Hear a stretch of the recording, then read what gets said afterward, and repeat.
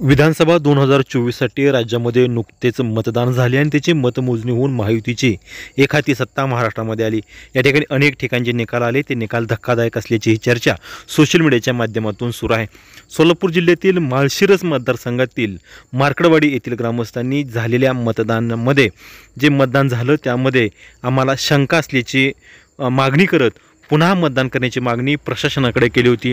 मार्कडवाडी तालुका माळशिरस येथील ग्रामस्थांनी मागील 2 दिवसापूर्वी तहसीलदार यांना गावामध्ये बॅलेट पेपरवरती निवडणूक घेण्याची मागणी केली होती। त्या संदर्भात निवडणूक निर्णय अधिकाऱ्याच्या वतीनेही स्पष्टीकरण देण्यात आलं होतं। ग्रामस्थांना अशा प्रकारचे कोणतेही मतदान घेता येणार नसल्याचं कारण त्याचा खुलासाही प्रशासनाच्या वतीने केला होता।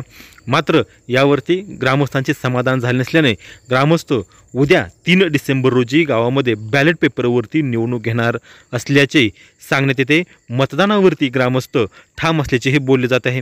गावामध्ये मोठा पोलीस बंदोबस्त असून नेमकं उद्या काय होणार आहे याकडे संपूर्ण जिल्ह्याचं लक्ष लागून राहिले। यावेळी बोलताना मार्कडवाडी ग्रामस्थांनी दिलेल्या प्रतिक्रिया। आम्ही सर्व गाववाले तरी सुद्धा सगळे विचार करून मतदान करणार आहे असं सगळ्यांचं मत आतापर्यंत आहे।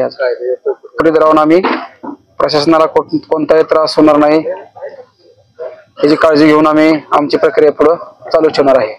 मतदान तुम्ही करणार आहे? हो, आम्हाला पोलीस प्रशासनानं नोटीस दिलेला आहे, तरी बी आम्ही काही झालं तरी मतदान हे करणारच आणि मार्कडवाडीत मतदान होणार।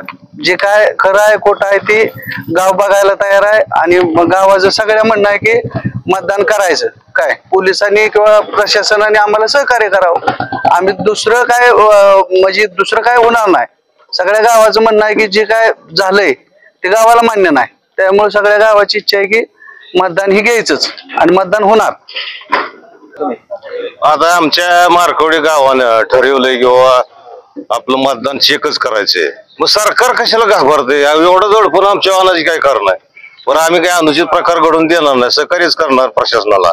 पोलीस प्रशासनाने आम्हाला नोटीस दिलीत, बरं एवढं काय आम्ही काय आमचं आम्ही मतदान घेतोय आमच्या स्वखर्चानं, तुम्हाला कशाच दबाव आहे? काय तुम्हाला अडचण बी नाही, बरं खरं काय खोटं काय कळू दे की आम्हाला हे बदल एवढं दबाव आमच्या वाहनाची कारण काय प्रशासनाची?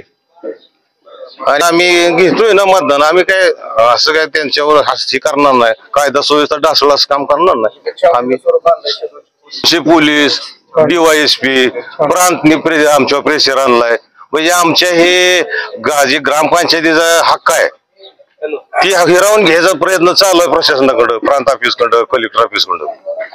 बरं आम्ही कोणाला काय बोललोय का वाकडं तिकडं? आमचं चाललंय ना, आमचं बघू दे, चेक करू दे की खरं काय खोटं काय। तुमचं हिम खरं असेल तर खरं असेल, आमचे निघालं मतदान चुकीचं असू चुकीचं होऊ दे, त्याला काय अडचण आहे? पण तुम्ही आम्ही तुम्हाला सहकार्यच करणार आहे, पोलीस प्रशासनाला, तहसीलदार साहेबाला, कलेक्टर साहेबाला, त्यांना काय आम्ही बोलत नाही वाकडं तिकडं, आम्हाला घेऊ दे ना मतदान। एवढं काय प्रेशर आणलं आमच्यावर? 10-20 गाड्या इथं, कलम लावलं 144, एवढा काय सेन्सिटिव्ह विषय इथं झालाय?